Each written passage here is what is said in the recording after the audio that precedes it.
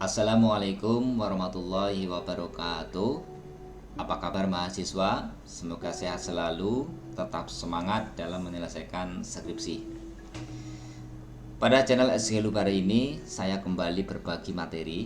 Dan materi yang akan saya sampaikan pada sesi ini adalah cara kita menentukan jumlah ukuran sampel pada unknown population size atau indefinite, yaitu menentukan ukuran sampel yang tidak diketahui jumlah populasinya secara pasti.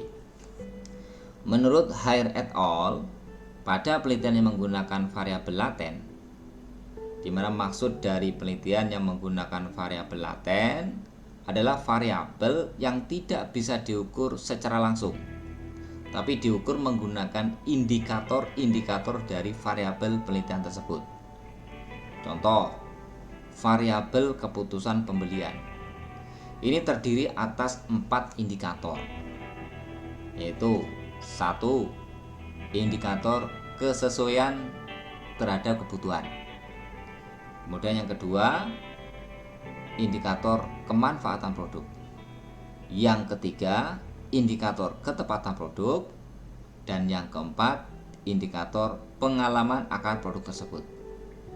Maka variabel keputusan pembelian ini merupakan variabel laten yang diukur dengan 4 indikator tersebut.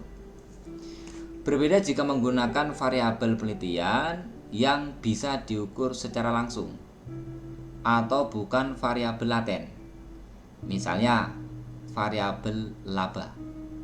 Ini langsung dapat diukur dari total revenue dikurangi total biaya. Jadi bisa dicari secara langsung dari data sekunder total revenue dan total biaya yang dikeluarkan.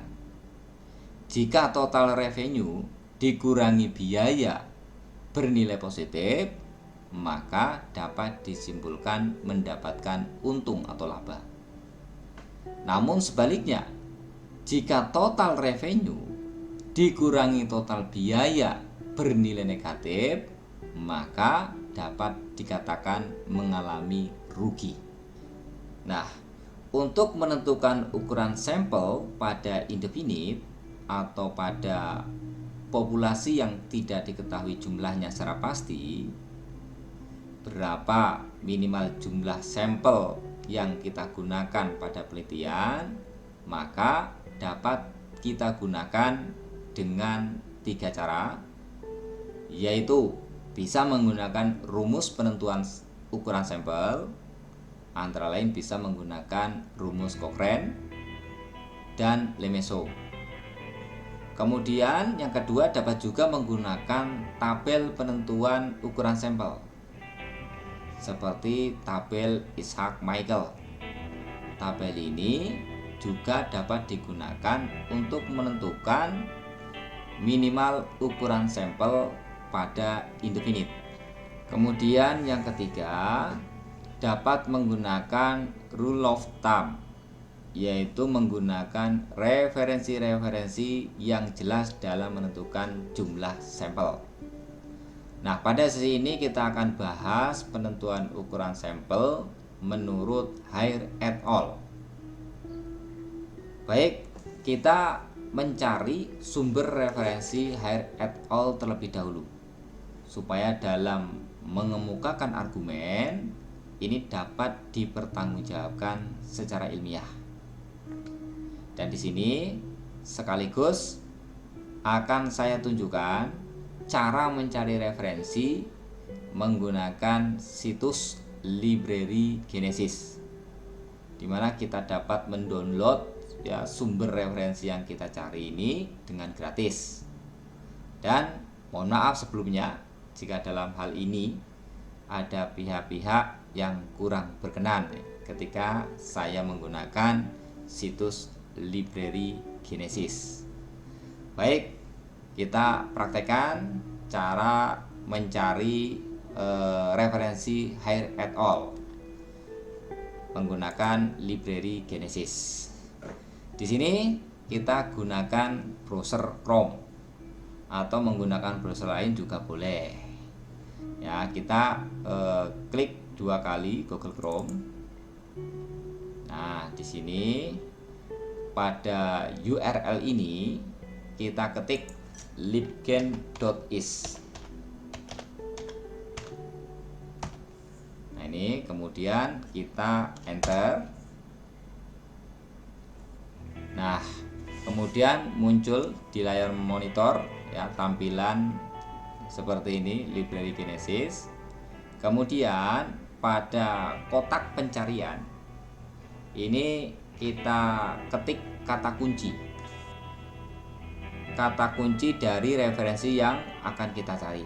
Misalnya kita nyari nama pengarangnya, Air ya, Joseph B ya, dan kawan-kawan nih. Kemudian kita klik search. Nah, ini muncul ya. Di sini terdiri atas ID-nya, kemudian nama pengarang, Joseph F. Hire William C. Blackberry ya.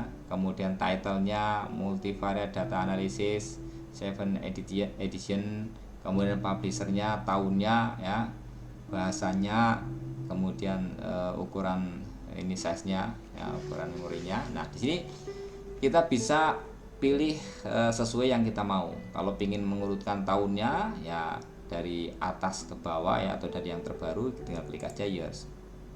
Ya, ini kan sudah berubah nih tahun 2021. Ya, atau kalau mengembalikan lagi tinggal klik lagi years. Nah, ini udah berubah. Baik, kita cari ya referensi hire ya. Kita cari yang ini ya. Joseph Hire Black William ya, Bebin Berry Anderson tahun 2013 dengan judul Multivariate Data Analysis ya. Kita klik di sini ya. Kita klik ini. Kalau klik ini bisa hanya satu pengarang. Misalnya kalau pas kita klik Black ya, kita yang akan muncul nanti pengarang Black ya, atau William. Oke, kita klik judulnya ya, judul buku, title-nya Multivariate Data Analysis pada tahun 2013. Klik. Nah, ini bukunya ya, Multivariate Data Analysis. Kemudian kita download. Caranya kita klik Multivariate Data Analysis, kita klik aja judulnya. Nah, kemudian muncul tampilan seperti ini ya. Ini judulnya Multivariate Data Analysis, dan ini model bukunya, ISBN-nya tahun 2013 ya. Selanjutnya klik Get untuk mendownload. Nah, ini sudah muncul pojok kiri bawah. Setelah itu kita buka saja, klik Open. Nah, ini bukunya ya. Ini bukunya. Ini daftar isinya ada 729 ya halaman. Baik, untuk mencari kita referensi hire yang mengenai jumlah sampel pada populasi indefinite atau yang tidak diketahui jumlah secara pasti, kita tekan pada tombol keyboard ya, CTRL, kemudian F secara bersama-sama. Kemudian kita cari kata kuncinya di sini. Misalnya kata kuncinya adalah sample size. Sample size ya, ukuran sampel. Nah, kita enter saja. Kita cari ya. Nah, ini ya, sample size. Kita artikan dulu ini. Kita coba untuk mengcopy ya. Saya copy, saya pindahkan ke Word. Nah, ini sudah kita copy. Nah, ini seperti ini. Baik, saya tandain yang akan saya terjemahkan. Nah, sampai sini aja. Kasih warna kuning, kemudian kita besarkan biar mudah dilihat. Kita terjemahkan penentuan ukuran sampel menurut Hire et al. The researcher generally would not factor analyze a sample fewer than 50 observations. Artinya para peneliti pada umumnya, jika melakukan analisis faktor, observasinya minimal 50 observasi atau 50 pengamatan. Jadi minimal 50 sampel yang akan diamati. Kemudian, and preferably the sample size should be 100 or large. Dan sebaiknya ukuran sampel yang digunakan sebanyak 100 sampel atau lebih dari 100 sampel. Nah, di sini ditekankan lebih baik menggunakan ukuran sampel di atas 100 sampel. Lanjut, as general rule, sebagai aturan umum, maksudnya cara menghitung ukuran sampel adalah sebagai berikut. The minimum is to have at least 5 times as many observations as the number of variables to be analyzed. Minimal sampel adalah 5 kali dari banyaknya variabel observasinya. Maksudnya 5 kali dari banyaknya indikator-indikator dari variabel yang akan kita analisa. Jadi variabel-variabel yang diobservasi adalah indikator-indikator dari variabel tersebut yang akan kita analisa. Lanjut, and the more acceptable sample size would have a 10:1 ratio.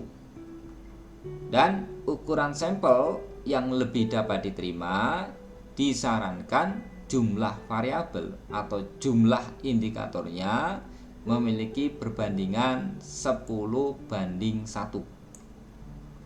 Jadi di sini ukuran sampel menurut Hare et al.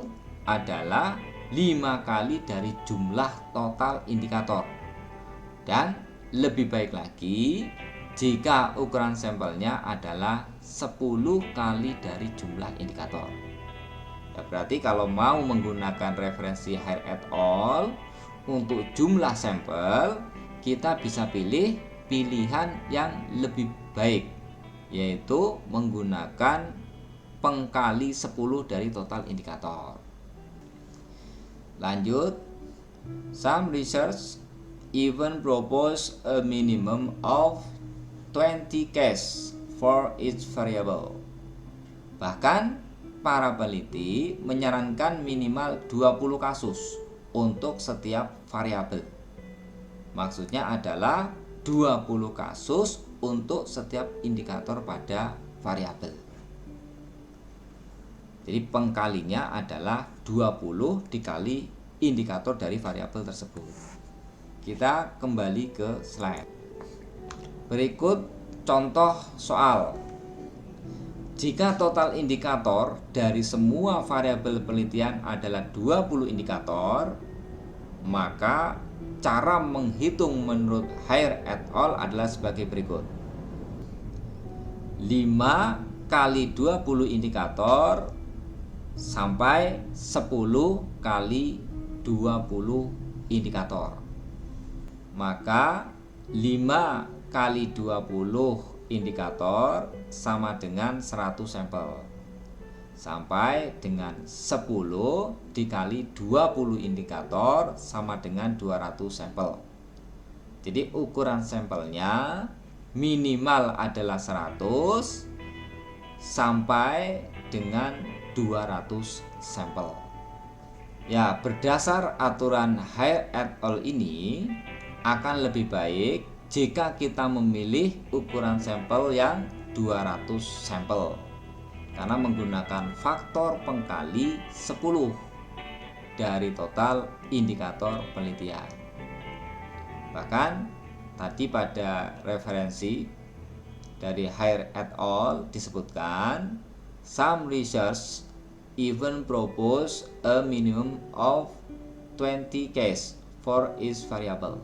Bahkan pengkalinya bisa 20 dikali dari jumlah indikator variabel penelitian. Berarti kalau pengkalinya 20, 20 kali 20 indikator sama dengan 400 sampel atau 400 responden dapat digunakan sebagai ukuran minimal sampel penelitian tersebut. Contoh, ini ada kisi-kisi instrumen penelitian yang nanti akan menjadi kuesioner. Nah, ini variabelnya adalah e-promotion, kemudian variabel independen kedua kepercayaan, kemudian yang ketiga kemudahan, dan yang keempat adalah IWOM. Kemudian variabel interveningnya adalah perilaku konsumen, dan variabel dependennya adalah keputusan pembelian. Kalau lihat dari kisi instrumen ini, indikatornya ya pada variabel e-promotion ada 5 indikator, yaitu jangkauan informasi, kejelasan informasi, kecepatan informasi, update informasi, daya tarik informasi, terus ya sampai variabel yang lain, kepercayaan, kemudian IWOM, perilaku konsumen ya sampai keputusan pembelian secara online. Ini semuanya terdapat 22 indikator. Berarti kalau 22 indikator menurut aturan HAIR, jumlah minimal sampel yang bisa digunakan untuk penelitian adalah 5 dikali 22 indikator. Berarti sama dengan 110 sampel.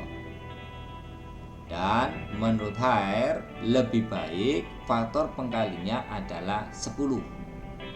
Berarti 10 dikali dengan 22 indikator sama dengan 220 sampel.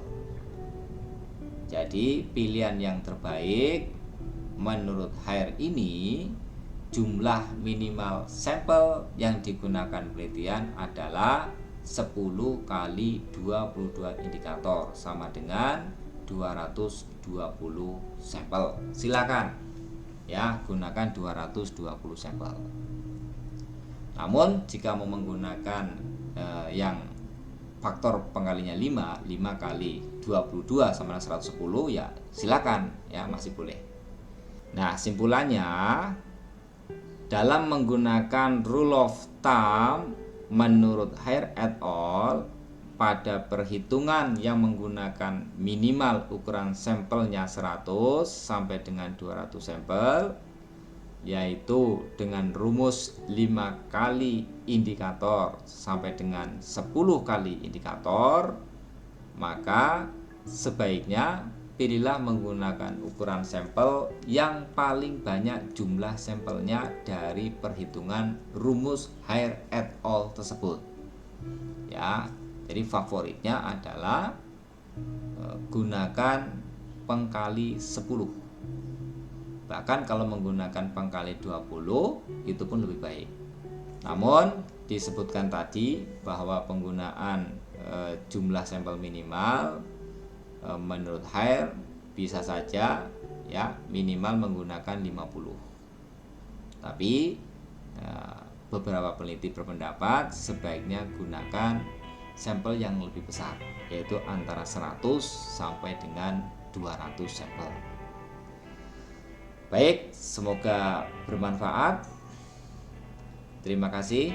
Wassalamualaikum warahmatullahi wabarakatuh.